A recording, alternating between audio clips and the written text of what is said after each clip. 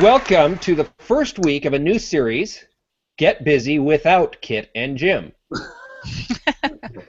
Yeah, so all sorts of stuff going on in the Dream Team, and here we are. I'm going to be doing my best to manage the show today, and I'm sure it'll be very different from when Jim's at the helm. James is dealing with some stuff, and so is our good friend Kitty, but I believe Kitty is in the audience, if I saw that correctly. So we do have a pretty amazing group of people here with us today. The main key to this group is Don Stevens, who owns a really cool concept for publishing. So if you're thinking of publishing a book, this is going to be a great show.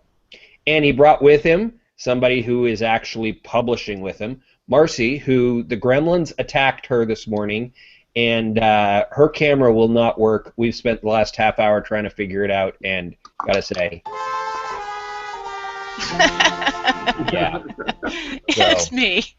Yeah, but we get to see her smiling face, and she'll not stop smiling the whole show. Her cheeks are going to be sore, but. Yeah.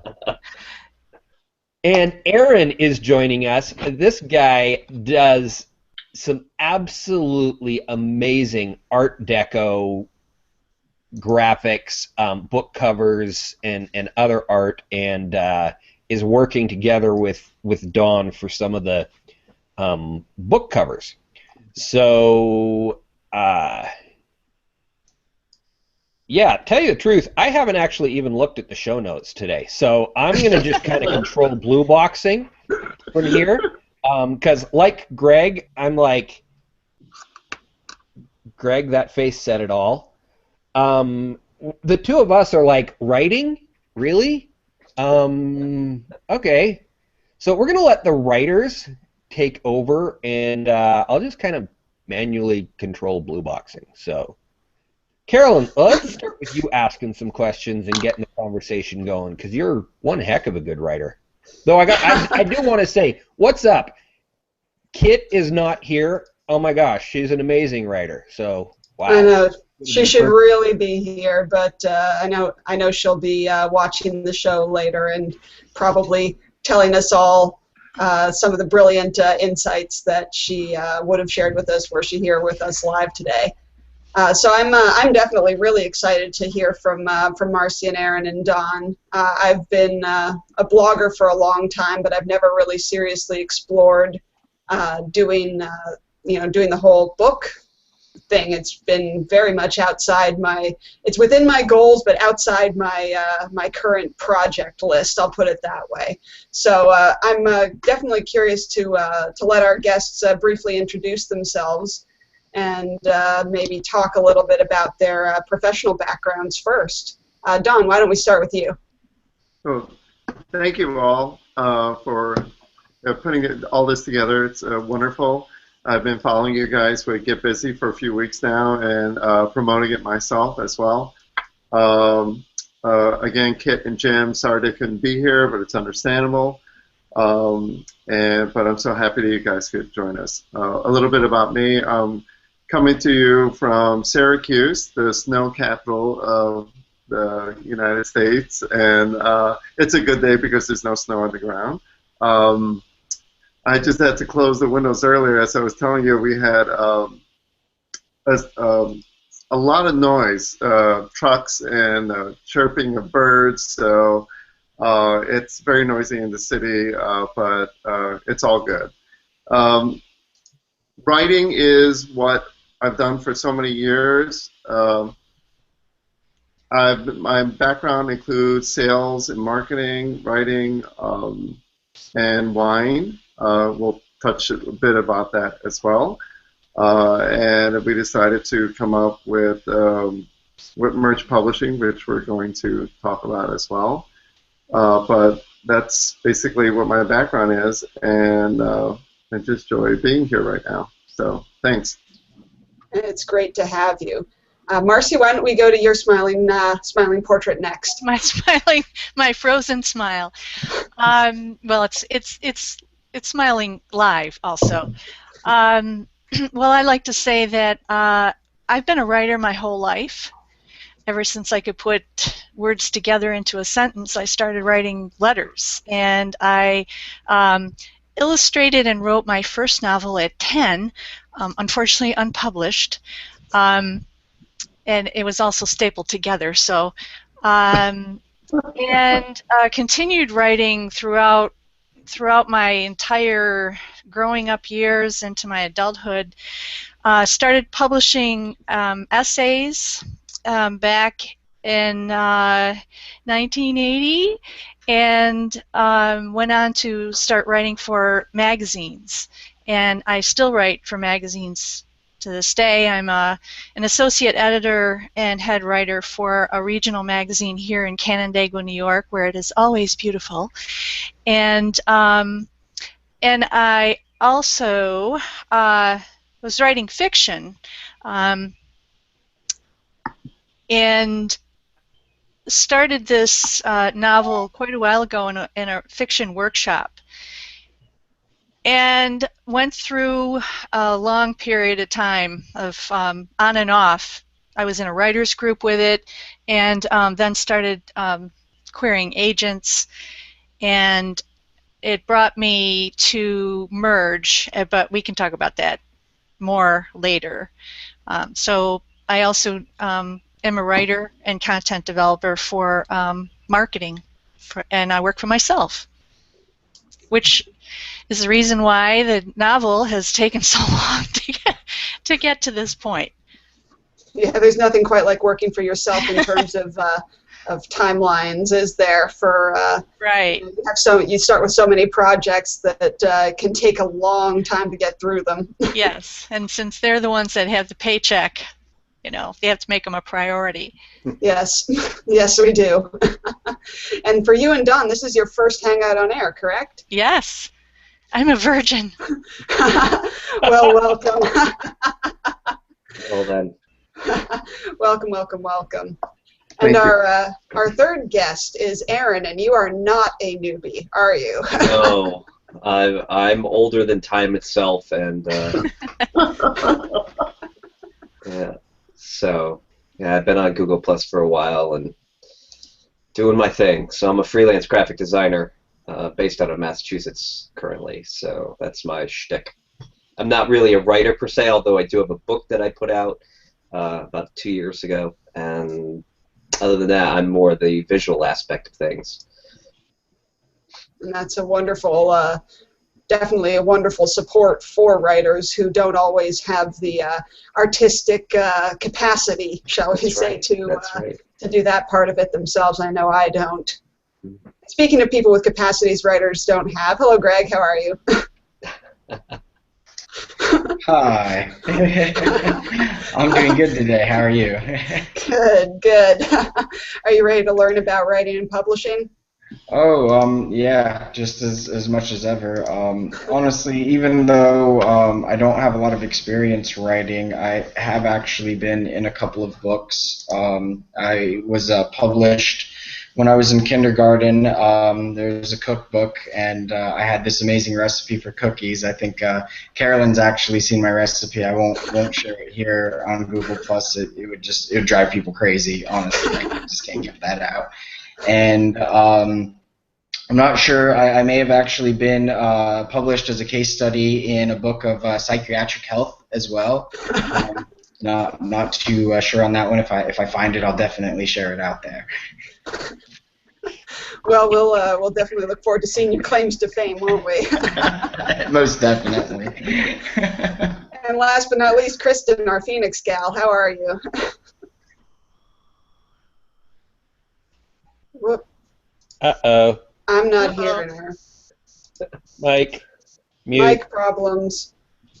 Kristen, you're muted. Oh. But Always she have looks to happen great. at least once per HOA. She's talking a storm up. She can't. And we got you now. Kristen? Now she's frozen. Okay. Well, we've got one we can't see and one we can't hear. So someone. Okay, so here's my suggestion. I will put it on Kristen whenever Marcy is talking, and I can work in your job tandem. to This is mouth great. the words. Yeah, this will go good. No one will be confused. No one will be confused at all. All right. Well, let's jump into the questions then. So let's start with this question. As writers, Marcy and Dawn, you can both perhaps speak to this. How do writers get from the point where you have your novel or nonfiction book in Microsoft Word and you want to get it published, but what's your first step in that process? What's it like? Don, you want to go first? Well, I think while you're writing it, research. People think writing is the toughest part, and that's a big misconception. Researching, editing, getting a reader focus group, making sure your book is good enough to be published, at least the plot and the storyline. I can think of a bunch of people or a bunch of writers who have great books and just don't do anything, a bunch of writers who think they have everything set and ready to go, and it's not. Myself included. I have 3 unpublished books, just waiting, but as Marcy said earlier, putting food on the table, that had to be done first. So getting back to it, getting your critique groups together, your focus groups, writers group, getting support, and which nowadays is a lot easier than what it used to be with the internet. There are several sites out there where you can form critique groups and basically have an alliance with other writers and share your work and have an audience basically before your work gets published. I think that's one of the first steps. Yeah, social media does really great things with that, doesn't it? Just in terms of making it possible to find other writers and make those relationships happen across geographic boundaries. Oh, absolutely. With LinkedIn, there's tons of groups, and Google Plus as well. Google Plus, I adore especially because you can have a circle of writers who are within your group and share works in progress. So nobody else sees it. They just get them privately, share chapters, etc. And that's an amazing thing. It's something we never have. We had to. I remember growing up with just a few years ago, 20 years ago, 10 years ago even, just having to meet people once a month or every other week and share work. And most of the time, you would just chat, and you can get so much done with less time when you're online having a book club or a readers group. Yes, absolutely. Marcy, how about you? What were some of your challenges in making writing a priority in your life, and beyond the professional stuff that you do for magazines? One of my big challenges was that I was also married and had 4 boys under 8 at one time. Oh, and goodness. When I actually started writing for magazines, and so a lot of it had to do with writing when they were basically asleep. So nap time or after. I used to write between 9 and 1 o'clock in the morning, and that was included when I started writing for magazines. And as Don said, I belonged to actually 2 writers groups over time, and this novel came into the second one through a workshop. The challenge was, for a while, I didn't know how the book would end, and I knew the story, but I didn't know the ending. And I like to say that my main character spent a couple of years submerged snorkeling in the Aegean Sea, and I had to bring her back to the surface at some point. So I was lucky enough to decided that I wanted the characters to end up on an island in Greece, and that everything would play out in the end there. And then I got lucky enough to be invited to a wedding on an island in Greece, and so I was able to do some research while I was there. Talk about a perfect on-location moment. Yeah. And at that point, my mom was dying, and so a lot of time, was spent with her, and I buried myself into writing, coming back from the hospital and writing into the wee hours, and knowing where I wanted to go with the ending. And then it was when I felt that it was ready to query agents, that's what I started doing. And that's a whole other process in itself. And so I've made quite a study of agents and querying. I would get close, so I knew my query was getting better and better and better. But there was a whole period of time when if you didn't have a vampire in your novel, nobody's gonna look at you, and that's no joke. Then it became, YA fiction, young adult fiction, and Twilight series and things like that. So, in my book, did not fit in those categories. And that's what the agents were looking for.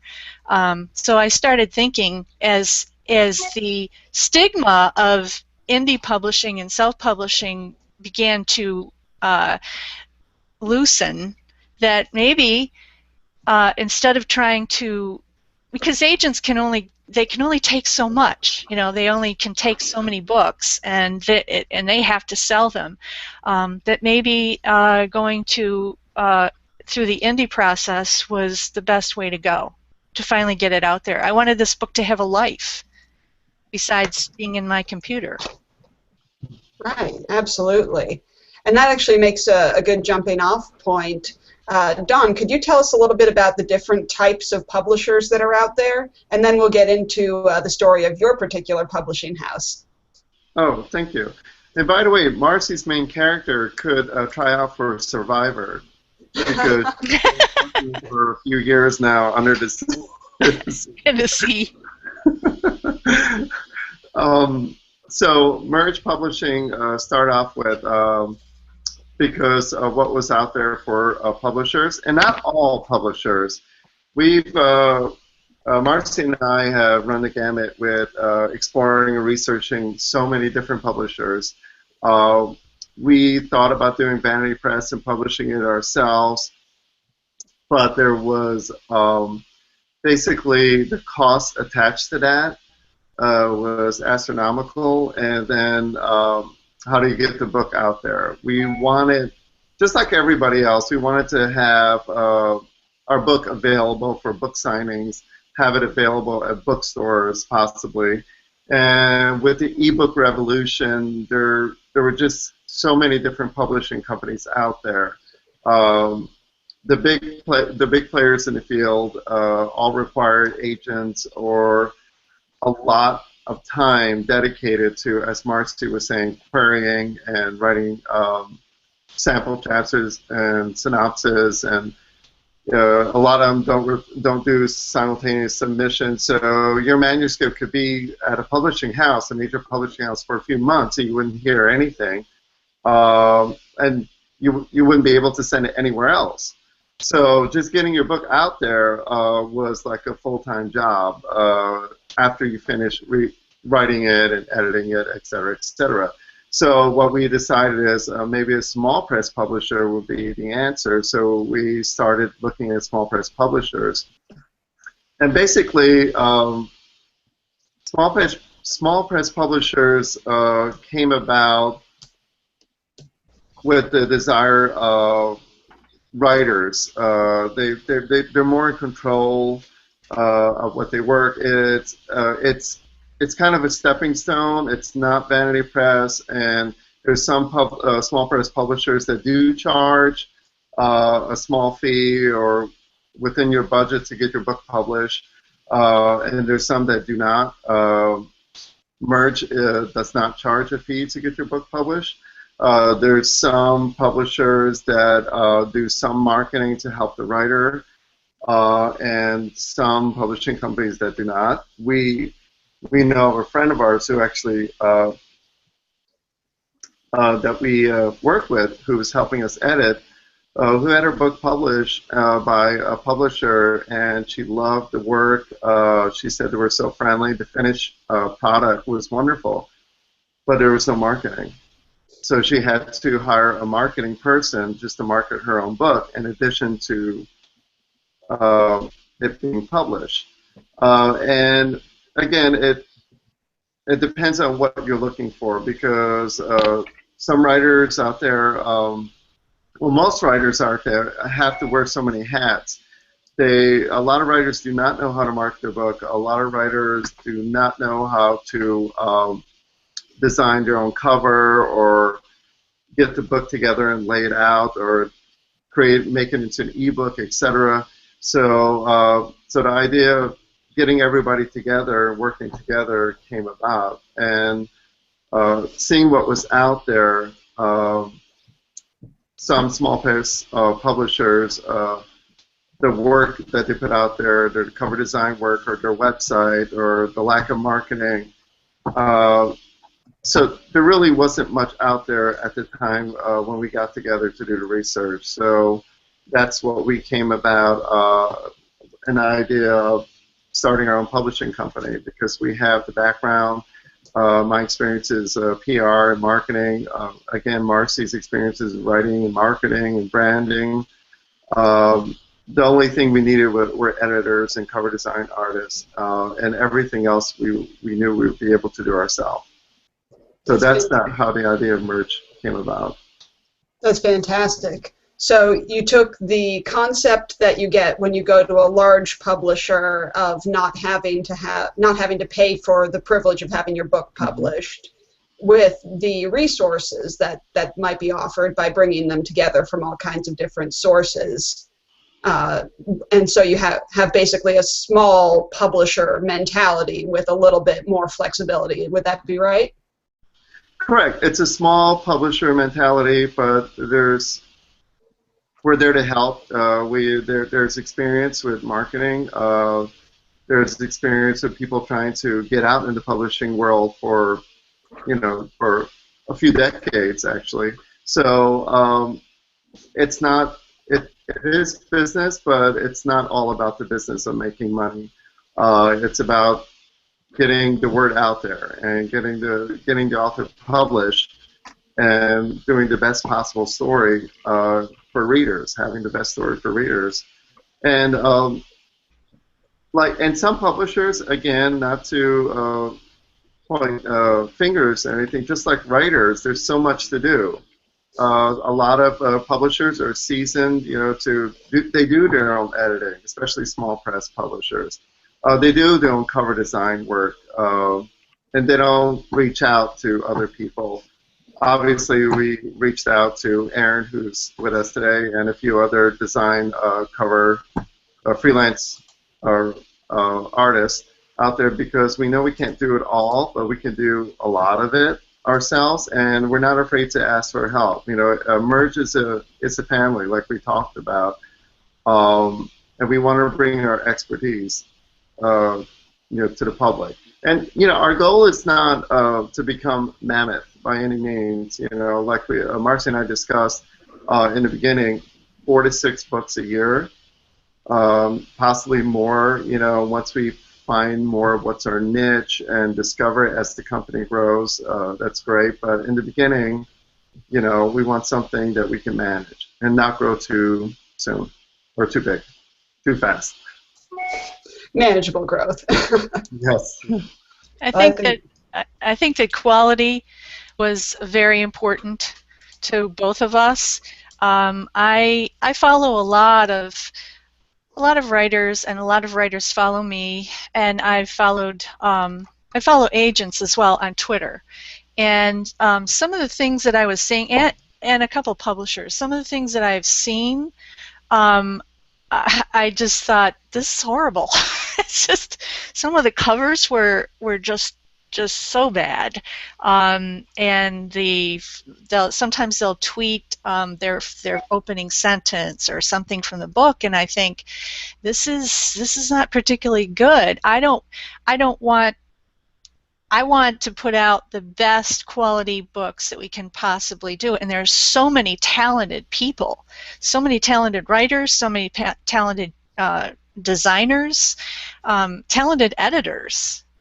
The editor that Don paired me with, Cynthia Calco, she's been sending me her suggested edits, and I started going through them. I was absolutely thrilled. They're so good.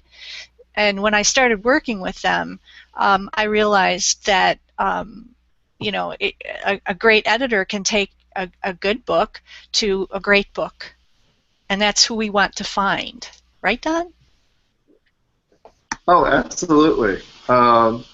Editing is, I would pair it up there just with writing the book. It could take a mediocre story in writing and just make it into a solid piece where, it takes to the next level. Basically, getting a story together and having a great editor makes it whole. And then we take it from there and basically pair it up with a great illustrator, artist, for a freelancer, graphic designer to work with the cover, and then finding the audience to market to. It's all, like I said, a process. But the editing is one of the things that was crucial to us. And Marcy edits herself, but we don't want to edit our own books, so we have to pair up with somebody else. But I know there's some questions that we need to answer, and I'm sure Dennis has some questions. Yeah, so the audience has been going crazy. Ironically, they got onto the concept of editing long before we did. Hope everyone can see this. It looks like it's pixelated, so they can't. But this is Michael. He says, Crystal and Cheryl, editing is the most important part. I feel like I'm good at it, but wow, does it take me a long time. I go from extremely rough draft and then cut it in half with the edit, usually.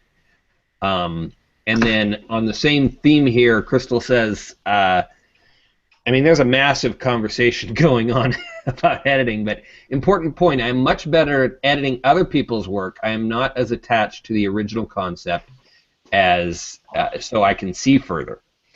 Oh yeah, falling in love with your own concepts is the best way to make sure you'll never effectively edit your own work. Yeah, that's true. I know my novel. The story isn't changing, but I have cut out parts. Looking at it through Cynthia's eyes, my editor, I can see when I was reading it, I thought, yep, she's right. This is what I need to do. I have to say that over time, I've cut out whole chapters. The book starts probably 5 chapters in from where it originally started. So, editing, it is tricky. I write for magazines, and I have an article that I just submitted today on deadline, and I got an email this morning from the editor, my editor, and he said, what can we cut? Because it's just too long. So, yeah, you need that balanced view. I keep thinking about the reference "kill your lovies" or lovelies. You can get a book. I've heard also the expression, get your book and start with trash the first 2 chapters and start with the 3rd. And you'll see that it doesn't really make much difference, and it's probably on target, and it might be a better book. Of course, that doesn't happen with all books, but there's so many ways for so many things that people say about editing. But yes, I agree. Editing is so important. Tidying up a story. You have to be careful not to lose the voice and lose the storyline. It's all about readability and making it flow. Okay, I want to share this one up. Oh, go ahead with yours first. Yes, I related to Carmen's comment here. I don't think I could ever edit my own work because the perfectionist kicks in and I would never finish it. Just the temptation to edit a piece to death. Yeah, and that happens. Yeah. It does happen. You can pick the heart out of something. If you are perfectionistic, you keep, I'll do this and I'll do that, and pretty soon, your writing has no soul or it has no voice. So it's a tricky balance. It is. It definitely is. Dennis, what have you got there? So Christopher says, is it better to edit the whole product at once or to do it chapter by chapter? I have no idea what the answer is, but I thought it was a great question. Definitely. Don, what would you say to that? I would get it. I like to kind of edit as you go as much as you can for the writer. They say writing is kind of similar where should you just write everything and not worry about spelling, grammar, etc., punctuation, and then just go back to it. But depends on how you write, because I like to, when I write, if I'm writing every day, go to what I wrote the day before and start with that, and just do a little editing, is not hardcore editing, and I just go from there. And once again, I think it depends on your style and what your body of work and how much editing it needs. I think as writers, we all edit as much as we can before we even give it to an editor, because we want to be able to produce the best possible work and to have it. It's just like I say, if you have a maid, I know people that clean up before the maid comes because they don't want the maid to think they live in a pigsty. So if I'm giving it to an editor, I want to make sure I look it over. So I think it depends on how you write and how you edit, whether you do it as you go or wait till the end. That depends individually as a writer or an editor. Absolutely. Now, speaking of what things can add, what different elements add to novels, Aaron, would you speak a little bit to what the cover design can do to help a novel or hurt it? Oh, with cover design, you definitely want to grab the reader when you're walking through a bookstore or you're looking on Amazon. That one image is going to, unless you're somebody that knows exactly what they want when they go into a bookstore and there's a certain author that you follow, that you want to pick up their new book or past work by them. But if you're just walking through a section and you see something and it just catches your eye, you're more apt, of course, to pick that book up. It's really tricky when it comes to doing an ebook cover because you've got this thumbnail that's like this big on the screen, and you can't, you want to make it so the title can be seen, the author can be seen, but you want that image to just still jump out at you, even if it's an inch big. And when I started to do more design work for ebooks, that was really stressed to me by the authors, pretty emphatically, that we need our books seen at this small scale because not everybody is going to click through to see a larger image. You've only got a few seconds to catch them on the page and go from there. And unfortunately, I see a lot of people sacrifice really good design for some really generic junk. It'll just be words, or it'll be that typical 3/4 headshot and then more words.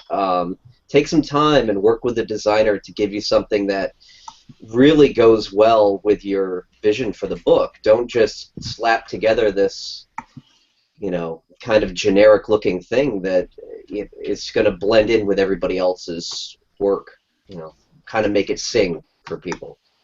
Absolutely. I just have to take a minute, speaking of things that caught your eye, to call out that bacon pillow you have in the corner of your screen there. Yeah. Oh, yeah. Greg, I think you would like that. That's definitely one Cheryl would be all over too. I have a question actually for Aaron. Mm-hmm. I was looking at the best cover designs or ones that were awarded. What do you think about trends? Because some are saying these colors are in, illustration is in right now, it's all the rage, etc. It's tough. It's tough because... Oh, sorry, Don. Go ahead. No, should authors stay away from trends? There's two sides of that argument. Trends is, kind of what's going on in the industry right now. If you're coming in early on it, you'll probably be set apart from everybody else. But as soon as some trends are gone in a week, a day, a year. When you look at movie posters, it's the same thing. I've got a bunch of friends that are really into movies, and there's sites out there that'll post chunks of posters over the last year, and you'll definitely see the trends of where posters are going. And books are no different.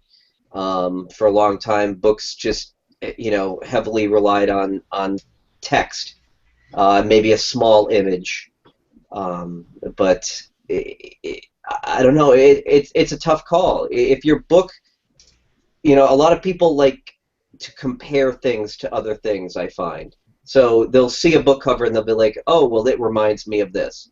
Or they'll see a movie poster and say, it reminds me of this, which can be a good or a bad thing. Maybe they've got a positive experience with that relationship, or they've got a negative experience with it. So it's kind of a crapshoot. You're going to follow the trend, and then you're going to turn off part of the audience who hates that trend, or you're going to ride that wave of people saying, oh, I love books with pictures of cats on the cover, so I'm going to go buy that book because it's got a picture of a cat on the cover. So it's kind of a double-edged sword. You might lose part of your audience, and you might gain more audience by following a trend.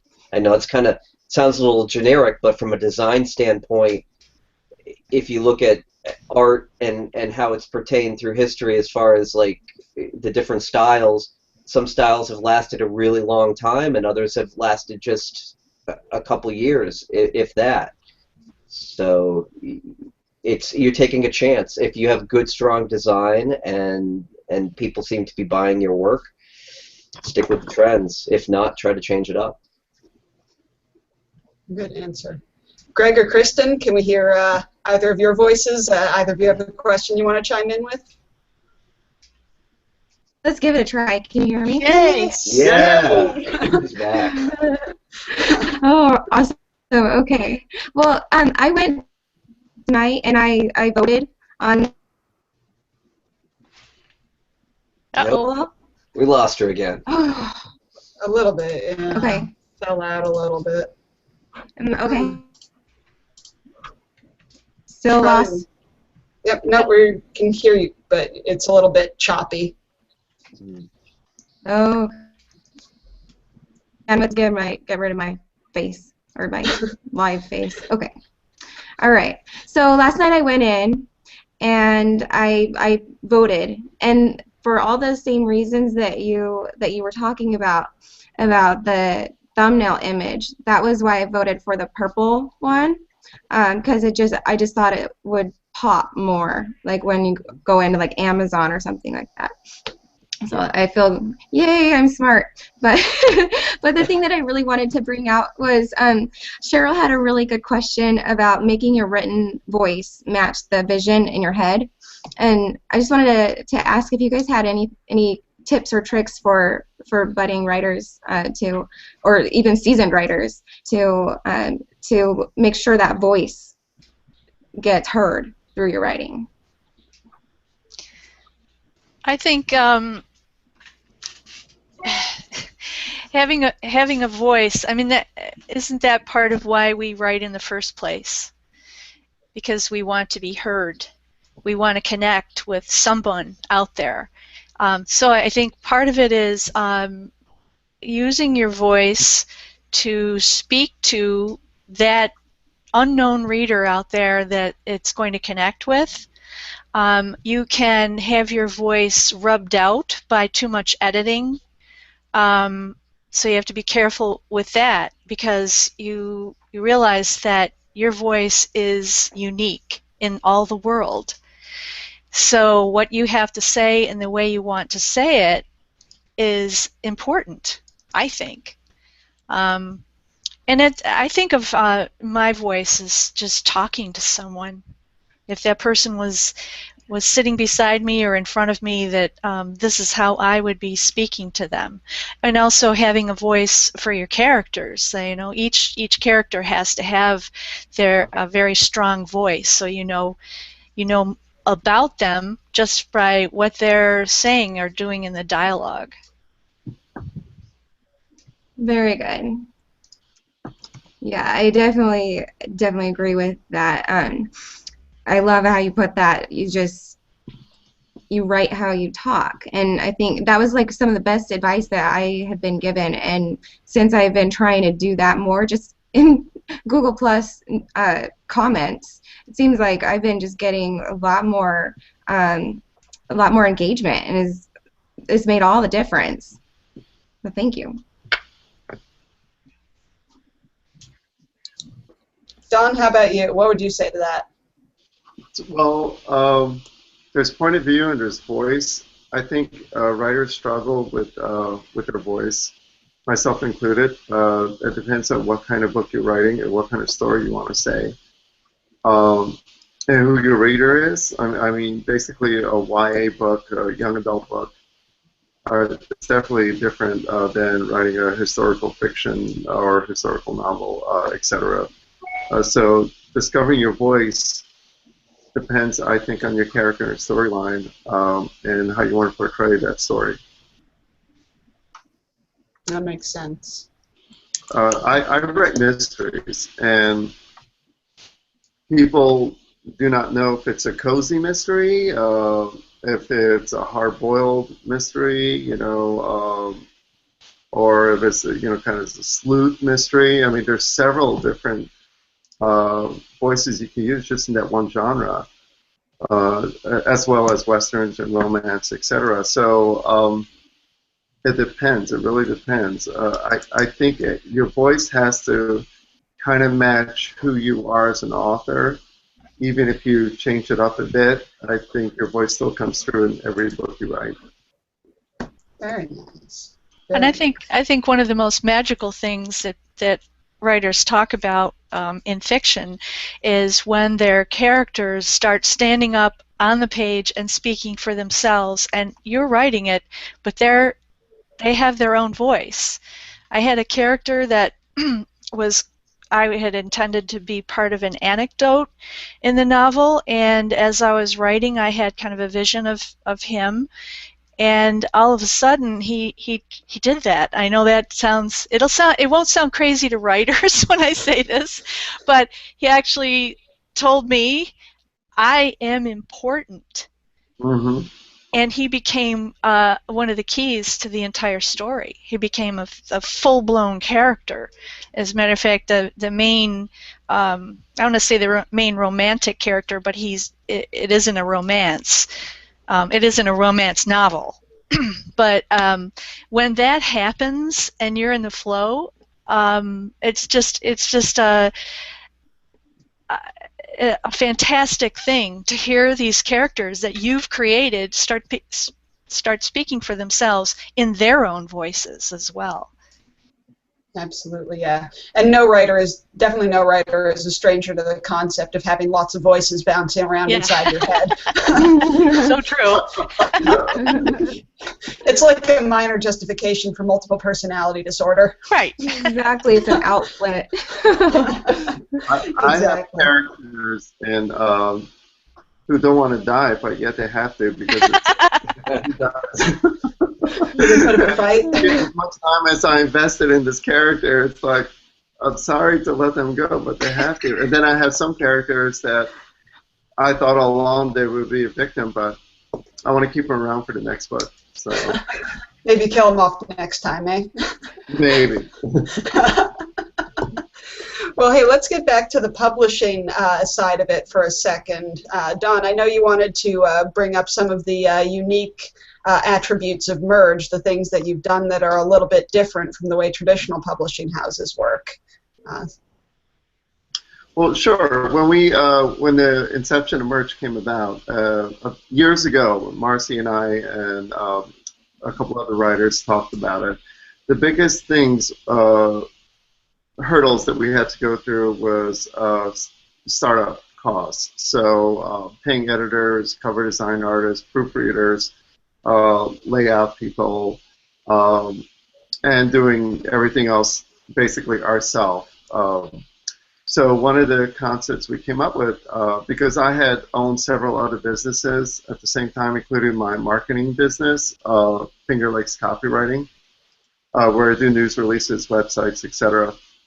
So, and I had a retail store going and a coffee shop at one point. I had, as entrepreneurs, you do whatever you can. So I said, I can't invest anything else. This is where my passion is, but at some point, I want to try to do this smartly and wait a while. So 2 years later, the concept of, we called it Merge because we got together editors, proofreaders, and cover design artists who are willing to do the work and get paid in royalties as the book sells. So it's an unusual concept, and as far as I know, no one else has ever done it. Publishing, big publishers or small press publishers, where as the book sells, everybody gets paid, not just the publisher and author. So as the book continuously gets, while the book is published by Merge, everybody gets royalties continuously. And I wasn't sure if it will fly, or not, but after speaking to several editors and cover design artists, and they said, yeah, why not? Why just get one check for work, and if it becomes a bestseller, then they don't get anything else from it, any other incentives. So that's one of the unique concepts of Merge Publishing. That's why our tagline is we merge authors, publishers, authors, editors, designers, and proofreaders, and everyone in between to bring you the best possible work. That's fantastic. It really sounds incredibly appealing, especially for smaller authors who aren't quite ready to tackle the game of trying to get in with one of the big guys like a Random House or someone, HarperCollins or something like that. I really think it's part of the evolution of publishing now, because in the past, let's see, I'll say 7 years, things have just changed so dramatically from the traditional publishing process. Writer, agent, sell it to a publisher, they put it out, advances, the marketing they used to do, they don't do that. So I think that this is a pretty brilliant idea on Don's part, and I think that it helps editors and proofreaders and cover designers to become invested in that book and that success. So everybody wants it to do well because eventually everybody's going to profit from it. Absolutely. Hey, Greg, do you have a question for our guests? I'm going to throw you on the spot. To be honest, like I said in the green room, not really. I mean, I'm just soaking this up and absorbing everything. So unfortunately, no, Carolyn, I don't. Ah, darn. A lot of sponges in here today, guys. Come on, let's get into that. Ask some questions. We're here for you. Soaking it up. Do you want to talk about? We were talking about cover designers. Do you want to talk about? Cover Wars? The Cover Wars? Yeah, it's a great concept. So, Go ahead and tell us about it. When we talked, it started with Marcy's book, and we're always trying to get everyone engaged. Readers, even before the book gets published, I do platforms, etc., for writers. And you want to build your platform. You want to get people engaged, build your following before even the book gets published. And one of the things that I thought we do when I was talking to other illustrators and designers is, can you create a sample of a cover for this particular book? And I would give them details about the book, but not the entire book. They wouldn't have to read it or anything. A basic synopsis, and design a cover, and we would engage the reader as to which cover they like best. And basically, that was our study, and we used social media with that, and it's become a phenomenal success. We chose a cover design for Marcy's book and my book, which is also getting published. There's a few out there, and we call it Cover Wars, where the public gets to choose on which cover they like, and not just what they like, but why. And I know Kristen had mentioned for that reason she chose one cover because in an ebook form it might be easier to read. And it's just really interesting because the ones we think are going to win sometimes don't win. And it's a great way to get some feedback. Don, I have a question for you about Cover Wars. What does the losing how does the losing artist feel after he's done that work? I mean, in some ways, that's being an illustrator who's just kind of getting into cover design. I have about 8 to 10 covers that I've worked on so far.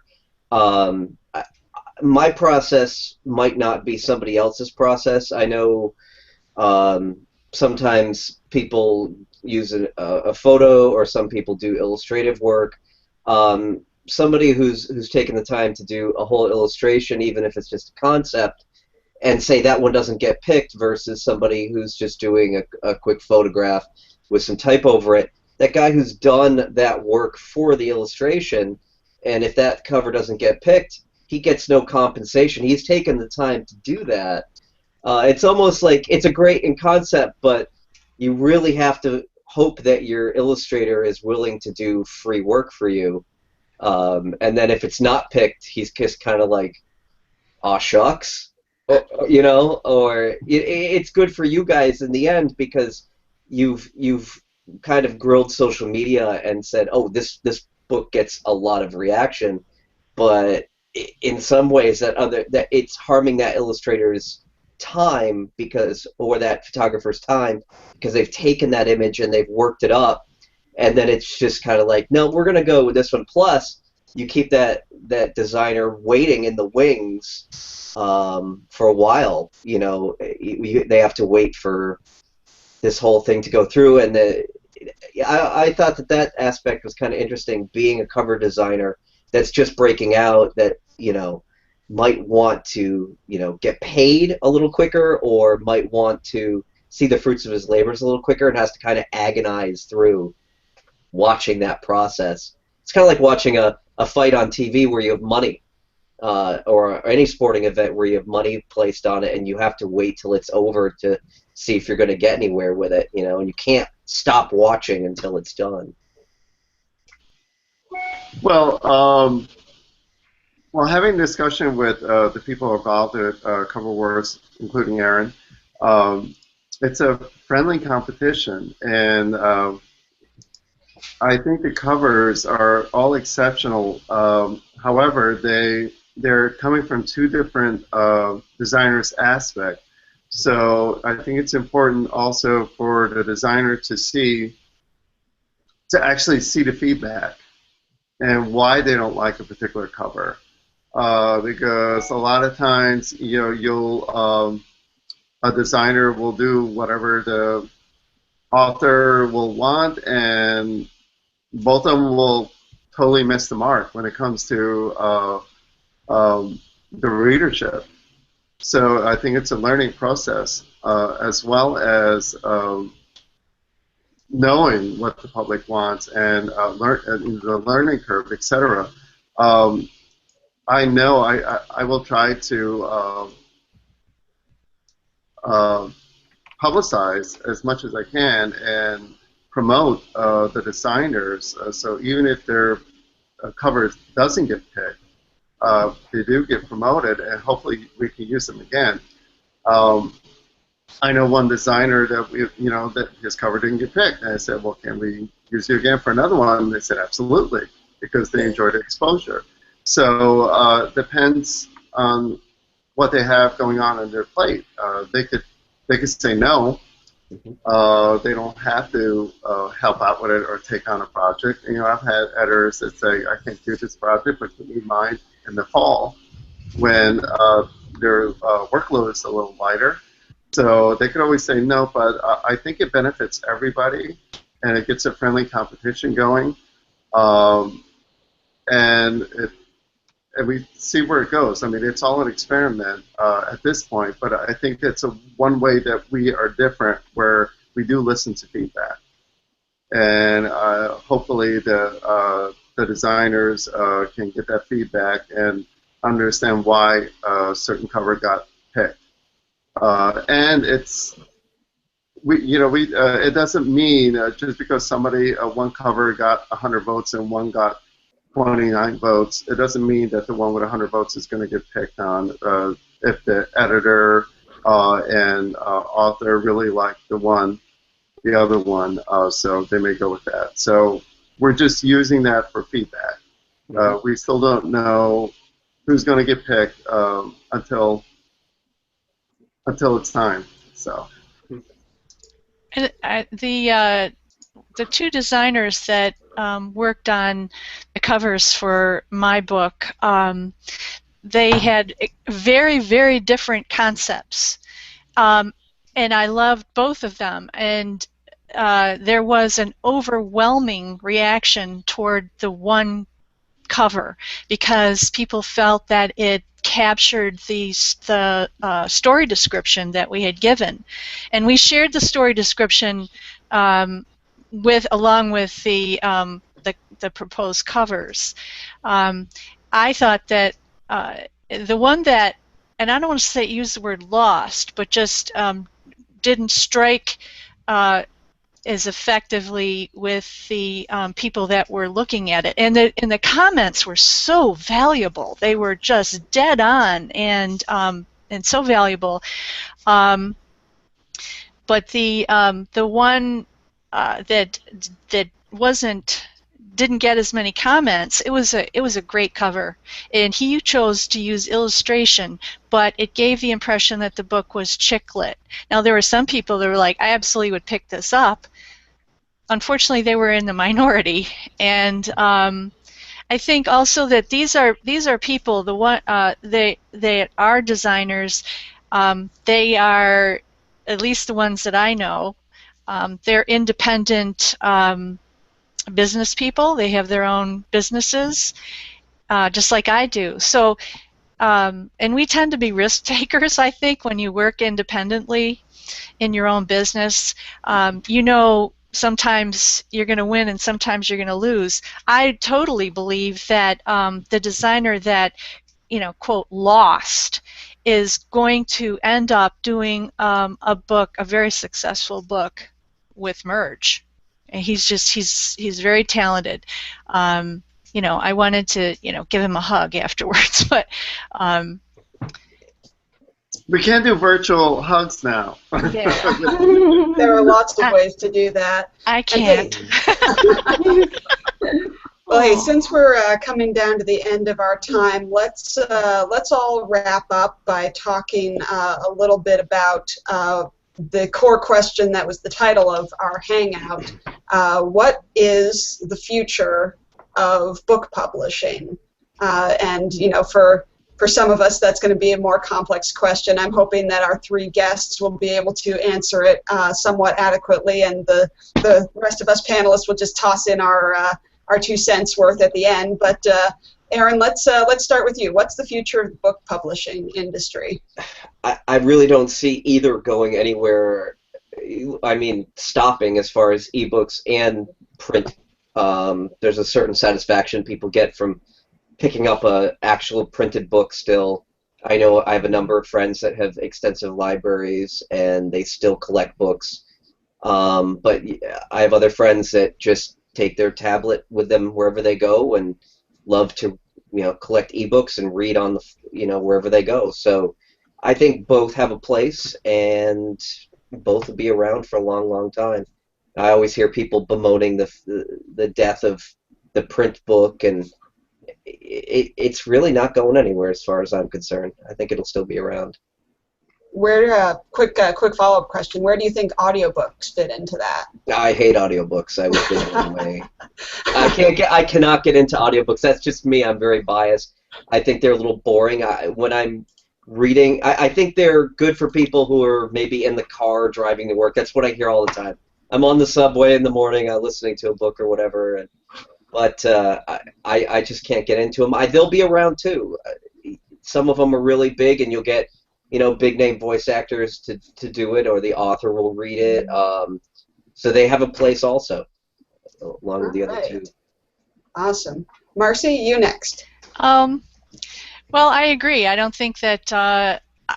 I think that the digital ebooks are here to stay, and I also totally believe in having a print book in your hand, an actual physical book. I come from a childhood of going to the library and coming home with a stack of books, and one of the things I used to do, although I don't know if they smell the same, but I used to open up the book and stick my nose in it. I still do that. Smell the paper. And I think that there are still people that love having that. So I think that it's going to. I think that something like Merge is probably part of the evolution. There's going to be all different kinds of in ways of publishing. I think that social media now is going to be part of that. I mean, now we can sit and talk to each other. So you can appear, and I know authors have done this. They can appear at a book group. Without physically being there, or they can, develop a community on Twitter or Pinterest or whatever. So it's going to look different, and I think that it's just there'll probably still be big publishers, but they're going to be watching the publishers like Merge. For those authors that, if they're very successful, then that's what's happening. They're turning around and selling to the agent. So the agents are now watching over, what kind of number do you have? What kind of platform do you have? How many followers do you have? So it doesn't mean that just because you publish with an indie publisher that you will never publish with a traditional publisher. Absolutely. Thank you very much for that. Don, you're up. I think it's a very exciting time for book publishing, the business itself, and for writers. I think now more than ever, there's a level playing field. It's not just a big boys anymore. With Vanity Press and with hybrid publishers and small press publishers, now authors can pursue their passion without feeling that they're secluded on an island somewhere. Especially now with social media and connecting with other authors and support groups, you can make your dream happen. The authors can do it, and publishing books is not just writing, but publishing books is something that I enjoy doing as a business person. I will enjoy doing it. I am enjoying doing it, and I think that it's so, like I said, it's exciting and thrilling for people. The printed books are not going out. All the authors we're taking on and the people who are giving me queries and submitting their work to me all want printed books. I haven't had one that just says, oh, an ebook will be fine. They still want printed books. And just having like virtual book tours now online, and like I said, the social, getting your brand out there, branding awareness, makes it a great time for writers to get published. if they haven't done so already. But I do want to mention that quality is still important. I mean, just because it's easier for a writer to get published with different venues, the quality still has to be there. And there's no excuse now if you can't find a book cover designer or a good editor to get your work the best it possibly can be. You know, don't just put horrible stuff out there. we don't need that. Don't write horrible things. Or don't design horrible covers, because I've Yes. seen some and they're hilariously bad. A lot of them are self-designed and they're just, oh my gosh. Like, oh, honey, that's so cute. Go back to the drawing board. Yeah. Exactly. Any final thoughts from you, Kristen? Oh yeah, I don't know. I think that the future of publishing is just great, and we have the technologies that we have now, but who knows where we're going to be later. I kind of look at ebooks as being, and if it's someone that I really like, then I will take the time and go get the hard copy because I want that on my bookshelf. I use books as I like to look at books. I like to get the author to sign it. That's fabulous right there. But I also like audiobooks, and I've put in requests before. I think David be able to offer that as a feature. Different people that have a very good speaking presence. That there's a good future in that as well. Done. Fantastic. Fantastic. Dennis and Greg are our newbie writer publisher types. I hope you've enjoyed being sponges today. This has been a lot of fun, and I know we should definitely make sure to announce that Dawn and Merge Publishing are accepting manuscripts. They're accepting queries from authors. So if you've got that book in a Word document that you've been hiding at the depths of your computer, then maybe you should reach out to them and chat about getting it into the light. And you're also looking for editors and cover designers and things like that still, right, Don? Yeah, and proofreaders, if they want to join us and chat with us about joining or merging with us, that would be great. Merge with Merge. Merge with Merge. Hashtag Merge with Merge. All right, Dennis, I'm handing it back to you. All right. Well, I want to kind of complete the words that I think we're missing from Kristen. I too use audiobooks and ebooks as a way of vetting the ones that I want to buy in paper. And then, the good ones, they make it on the bookshelf. The other ones, they stay in digital form only. So I think there's, as big a future as there ever has been in that industry. And I think the stuff that Merge is doing is really, really interesting.